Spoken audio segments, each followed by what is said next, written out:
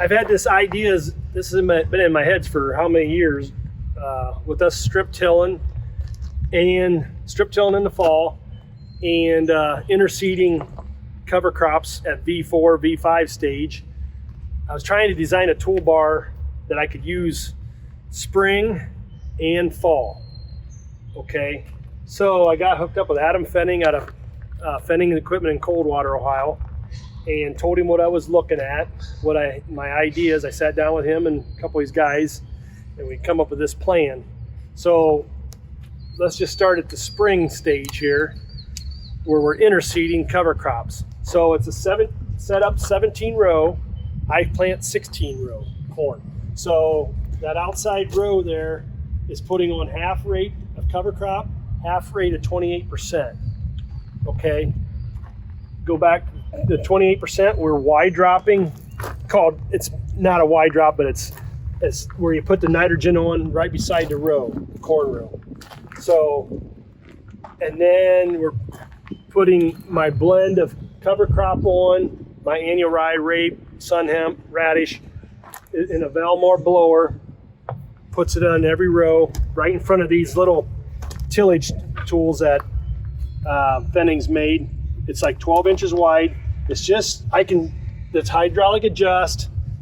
It's a 3-point model, so I put it down 3-point. I got these set, so it's just tickling that cover crop in, just to get some seed to soil contact. That's that deal. Okay, now that's V4, putting my cover crop on and my nitrogen in 30-inch corn rows, if you look. Okay, now we're gonna set it up for this fall. I run an 8-row Remlinger strip till. I run that about the shank about 6 to 8 inches deep. That's 8 rows. It takes a lot of power. 300 horsepower tractor. It's all it can handle. Not all my acres need to be strip till, okay? But with raising 65 to 80 bushel soybeans, we got a lot of fodder out there. And I'm still looking to put cover crop out. So I'm trying to do one pass. So what I'll do is put row cleaners back on. Got to get our row cleaners on here. The hitch is already, I got Fennings to design the hitch. We're offset 15 inches. We'll slide this whole rig over. And now we will clean the corn, the future corn row will be cleaned off. We'll clean the residue out of the way.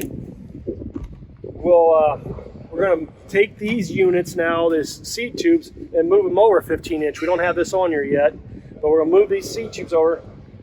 The row cleaner will tickle, and this will tickle a little clean path, hopefully stay clean, whatever, for planting corn in. Then the cover crop will be put down in between.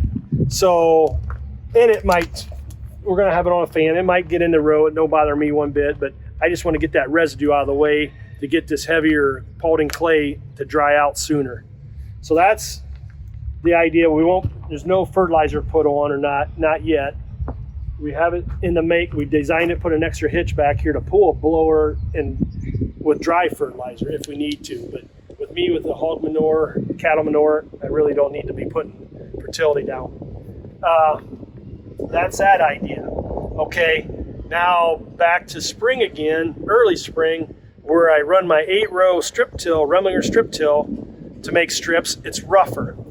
Usually we have a 30-foot Kraus accelerator that will run in the spring and dust, or late fall if we get a chance, then dust them strips off to make them more feasible to plant on. Now, with this being a 3-point lighter rig, we'll take this unit and run on them strips to freshen them. It'll be called a strip freshener then. So I tried to get 5 or 6 different options out of here on one toolbar. So, and Fennings did an awesome job of designing it. We just we didn't get to use it on the first 200 acres of corn I had, because the corn got too tall. It's like V7, V8 corn. So I had to wide drop that with my big sprayer. So I didn't get the cover crop on, but that'll be fields that we'll put cereal rye on with the air seeder this fall. So typical farming, I just can't have a plan A, plan B. There's always C, D, and F.